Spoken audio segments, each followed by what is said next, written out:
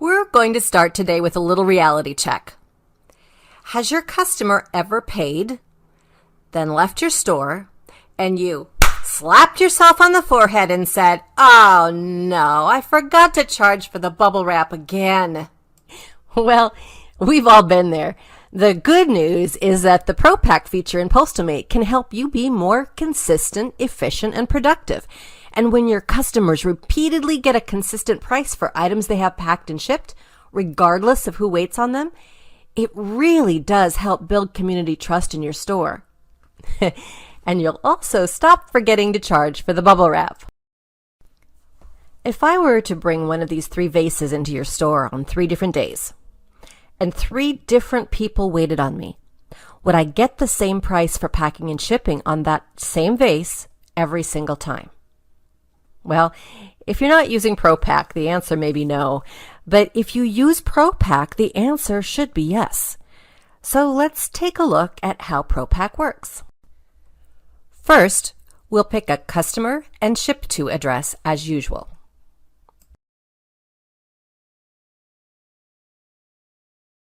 Choose Next. Choose ProPack, Pack Later, and then choose Next.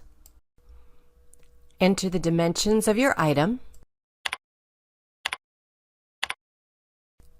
You can enter description and value now, or you can enter them later. Choose fragility level. Since this is a wooden vase and it's fairly sturdy, we'll leave it set as semi-fragile. Choose Next. Postalmate will choose a box from your inventory that is the closest to the optimum size for the item being shipped. In this case, it chose a 12 by 8 by 8 box. You can see that it is allowing for 1 inch of cushioning all the way around the object. It's also added 1 inch of peanuts as fill. Choose Next. If you have not already done so, enter your declared value. Choose Next. This is where you will verify package specifications and then choose Next. If your screen looks like this, you are in WizardShip. We'll click on the panel to switch to ProShip. You can switch between these 2 views at any time, but ProShip is a more robust version of the rate comparison screen, and it allows you to easily make adjustments to package specifications without the need to go back to previous screens. Select a shipping service, select Next. Select additional options if applicable, and choose Next. Click Finish.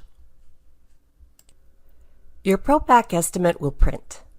This includes the package ID and shipment ID, specifics about the package and contents, as well as the box and fill you will use to pack this item.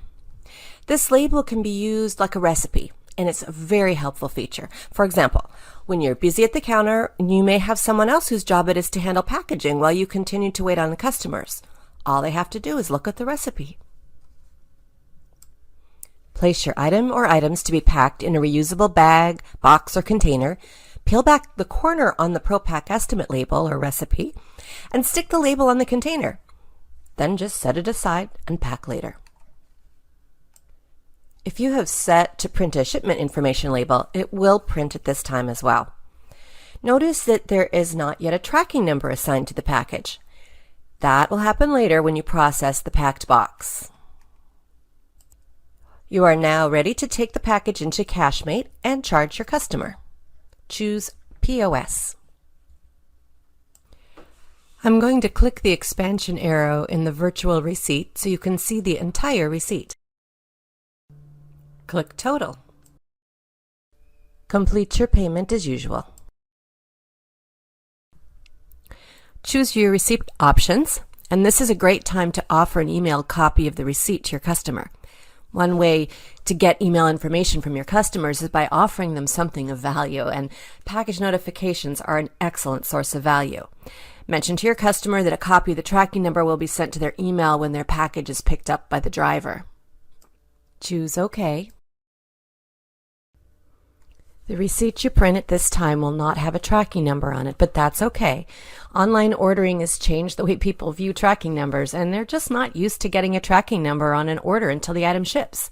So your customers are reassured when you tell them their tracking number will be emailed to them when their item is picked up by the driver. Click Finish. After you had time to pack the item and it's ready to ship, in PostalMate, click on Pack. Choose Retrieve ProPak Estimate. Select the correct package from the list and choose OK. Place the package on the scale and verify the weight.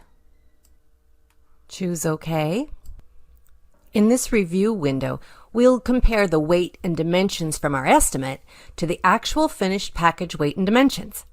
In this example, the estimated weight and the actual weight and the dimensions are all exactly as we estimated, so we'll go ahead and click OK. Your labels will print with tracking numbers.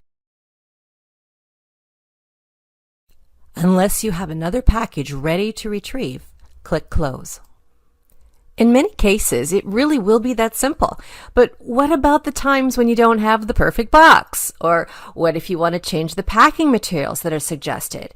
Or the weight or the dimensions are not exactly the same as the original estimate? Well, let's look at how to solve some of those questions. If we use the 2-pound ceramic vase as an example, we may want to make a few adjustments based on the fragility of the item we're packing. A ceramic vase is more fragile than a wooden one, so we'll want to choose very fragile or possibly even delicate. We'll choose very fragile for this example. Select Next. Since we chose very fragile, ProPak will choose a box that will give us a minimum of 2 inches for padding all the way around the object. We don't have a 14 by 10 by 10 box in our inventory, so ProPak chose the next closest box, which is a 15 by 12 by 10. Another helpful reason to keep your inventory up to date is that when you use ProPak and choose a box you're out of, the item will appear in red like this. That should cue you or your staff to double check to see if you have that box before you proceed. You may need to choose a different box. Since ProPak can't see the vase, it doesn't know if it's electronics or a delicate book. ProPak knows that based on the volume of the item, it will need 4 units or 1 cubic foot of peanuts to fill the box with the object in the center. However, our vase is hollow, and we don't want to leave the vase flopping around in peanuts where it could potentially shake its way to the outside edge of the box and get broken. So we're going to add small bubble wrap to the vase. We've entered small bubble wrap by the foot in our inventory, so we'll go to Fillers, Wraps and Liners and choose Small Bubble by the Foot. Click Select. Enter the number of units, in this case feet, of bubble. I want 10, but what if I accidentally click an extra 0? And then click OK. Oops, we now have 100 feet of bubble wrap in our recipe, but no problem. Simply click on the item you wish to remove from the list. Choose Remove, and poof, it's gone. Select Bubble again, and enter the correct amount. Click OK, and your entry has been modified correctly. Perhaps we'd like to choose a different box or double box the vase. So we'll go to Containers, and we'll use the drop-down menu to choose the 12 by 8 by 8 box as our inner box. Click on Select, and the 12 by 8 by 8 box has been added to the recipe.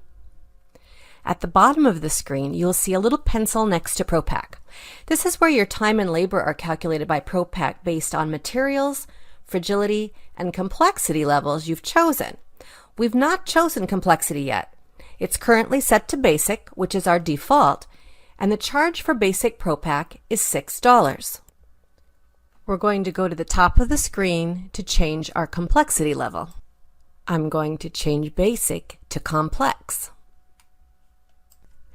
Notice that the ProPak rate changed from $6 to $19. And also notice that it says ProPak rather than labor. This is something we did during ProPak setup, and I'll show you how to do that in a little bit. If you must, you may adjust the ProPak amount here by clicking on the pencil, but remember, your services are valuable. We're going to leave this alone, so I'm going to click Cancel. Another option you have is to save commonly packed items as a kit. For example, if Sally were going to bring you the same vase every week to ship, you might want to save it as a kit that you could recall at any time. If I want to save this kit for future use, I would just click on Save as Kit. I would name it something easy for anyone on my staff to find, and then click OK.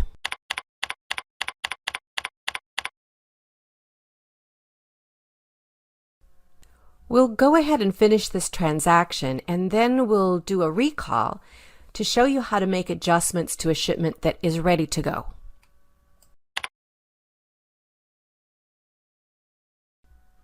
We'll choose a service and complete the transaction. After you had time to pack the item and it's ready to ship, go to your main shipping screen and click on Pack. Retrieve ProPak Estimate. Select the correct package and click OK. Place the box on the scale, enter the weight, and click OK. In this case, the actual weight was a few ounces heavier than the estimated weight. The estimated weight was 7.88 pounds or 8 pounds, but the actual weight was 8.5 or 9 pounds. Since the dimensional weight was greater than 9 pounds, the cost for shipping actually remained the same. Now it's time to measure your box. Perhaps the dimensions are a bit more because you overstuffed the box, or a bit less because you cut the box down to better fit your item. Click the box icon to adjust the dimensions. If I use the example of cutting down the box, I'll need to reduce the second dimension to the correct amount.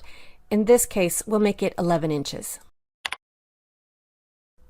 Changing the dimension will change the shipping price. Click OK. The price for shipping is now $4 less. Where did that $4 go? Well, that $4 goes in your pocket under ProPak. There will be slight differences in ProPak estimates due to weight or box size changes from time to time.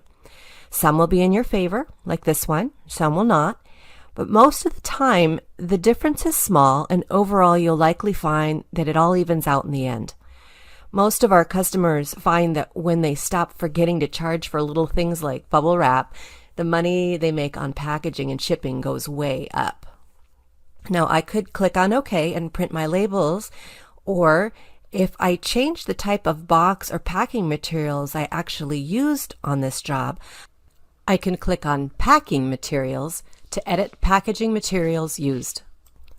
If you used a different box or some different type of material, you could add it or change it here. You could remove a box you didn't use and add the one you did. And if you're keeping track of inventory, this is an important step. For example, I'm going to change the quantity of bubbles I used. Now I can click OK and my labels will print.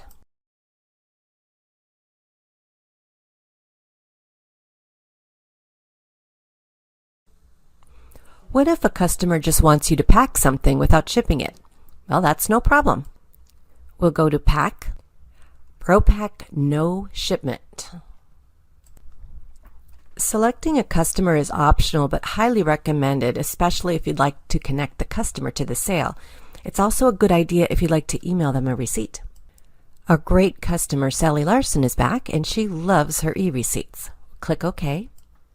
Click Next. Enter item specifics, and since we're not shipping this vase, we don't need to worry about value. We'll go ahead and click Next. Everything looks good here, so we'll click OK. Your ProPak Estimate Materials List prints. Click on POS and complete our transaction as usual. Sally just got an e-receipt sent to her phone while we were saying goodbye, and I'm ready for my next customer.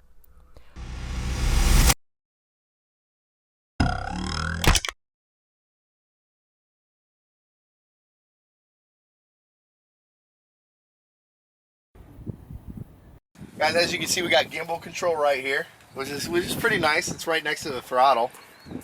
Raise up on 3. Yeah. 1, 2, 3.